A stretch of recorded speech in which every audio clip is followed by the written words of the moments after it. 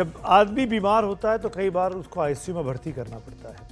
कई बार आपने ऐसा भी देखा होगा अस्पताल की तबीयत, अस्पताल की हालत ठीक नहीं है तो हम कहते हैं अस्पताल आईसीयू में दिखाई दे रहा है। लेकिन आज अब जो मैं कहानी आपको दिखाने जा रहा हूँ ये दरअसल हमारे देश के हेल्थ सिस्टम पर चोट करती है कि कैसे देश का हेल्थ सिस्टम ज़्यादातर जगहों पर आईसीयू में दिखाता है, आईसीयू में दिखाई देता है। दो अलग अलग शहर है, एक जयपुर है, एक ग्वालियर है। दोनों में करीब 300-400 किलोमीटर की दूरी है। पर यह कहानी जब आप देखेंगे तो आपको समझ में आएगा कि किस तरीके से हेल्थ सिस्टम ने इस वक्त हमारे देश में आईसीयू की राह पकड़ ली है। जयपुर और ग्वालियर के बीच 350 किलोमीटर की दूरी है।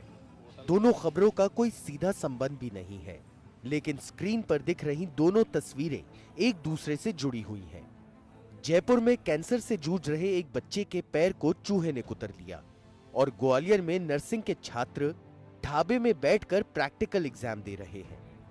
जिस सिस्टम में नर्सिंग के लिए ऐसे स्टाफ चुने जाएंगे, उस सिस्टम में अस्पताल बदहाल ही तो रहेंगे।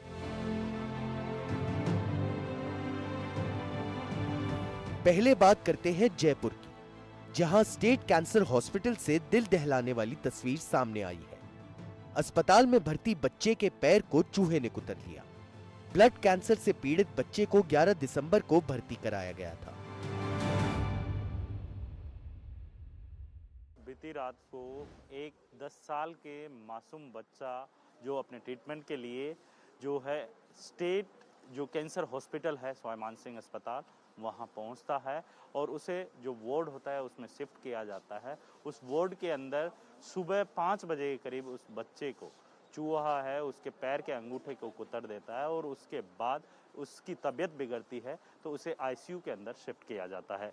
आईसीयू के अंदर शिफ्ट करने के बाद जब उसे इलाज दिया जाता है तो इलाज के दौरान उस बच्चे की मौत हो जाती है। घर वालों का दावा है कि बच्चे के रोने की आवाज सुनने के बाद उसके पैर पर से कंबल हटाया गया तो एक चूहा भागता दिखा।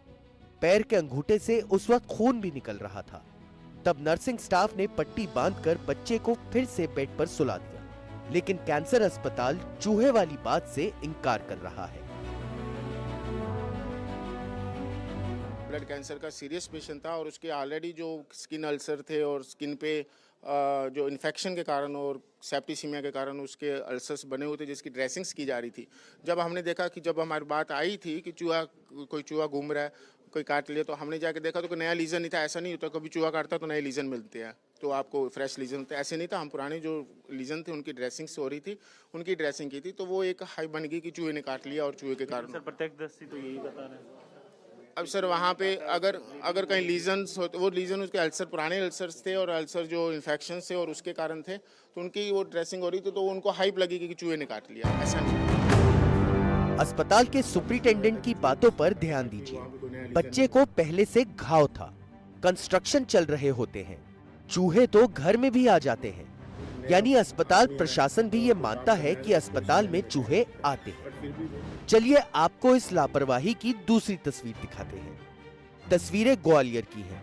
नर्सिंग छात्र संगठन ने एक वीडियो वायरल किया है जिसमें नर्सिंग के छात्र एक ढाबे में प्रैक्टिकल एग्जाम देते नजर आ रहे हैं। दरअसल इस समय मध्य प्रदेश में नर्सिंग के 2nd और 3rd ईयर के छात्रों का प्रैक्टिकल एग्जाम चल रहा है। कहा जा रहा है कि छात्रों से 5-5 हजार रुपए लेकर इस तरह से खुले में प्रैक्टिकल की परीक्षा आयोजित की जा रही है और ये सब प्रशासन की जानकारी में हो रहा है। नर्सिंग का माहौल इतना बिगड़ता जा रहा है जैसे कि नर्सिंग के दलाल जो कि बाहर के रहने वाले हैं, यहाँ पे आके व्यापार करते हैं, सीटों का व्यापार चलता है। जो छात्र यहाँ पे एग्ज़ाम देने हैं उनको यही नहीं पता मेरा कॉलेज कौन सा है। तो अभी एक वीडियो सामने आई और ढाबे पे एक स्टूडेंट प्रैक्टिकल दे रहा था। मैंने खुद जाके वहाँ देखा, मैंने किस कॉलेज के हो, उसने अपना कॉलेज नहीं बताया। एक दलाल के थ्रू एडमिशन हुआ है और बच्चा वहाँ पे ढाबे पे प्रैक्टिकल लिख रहा है, तो ये सरासर गलत है। ये डिग्रियाँ लेके जाएंगे तो आम जनता को वहाँ पे परेशानी होगी, हॉस्पिटलों कार्य करेंगे। इनको यही नहीं पता है क्या है नर्सिंग में, जो पैसे से डिग्रियाँ जो करेंगे उससे आने वाले समय में नुकसानदायक है। कमाल तो ये है कि छात्रों को ये भी नहीं पता कि वो किस कॉलेज के स्टूडेंट हैं। ऐसा इसलिए क्योंकि वो सिर्फ परीक्षा देने आते हैं। भला ऐसे नर्सिंग स्टाफ के रहते आप किसी अस्पताल में क्या उम्मीद करेंगे? हम इसीलिए कह रहे हैं कि जयपुर और ग्वालियर की खबरों में कोई सीधा संबंध नहीं है, लेकिन दोनों खबरें आपस में जुड़ी हुई हैं। जिस सिस्टम में नर्सिंग के लिए ऐसे स्टाफ चुने जाएंगे, उस सिस्टम में अस्पताल बदहाल ही तो रहेंगे।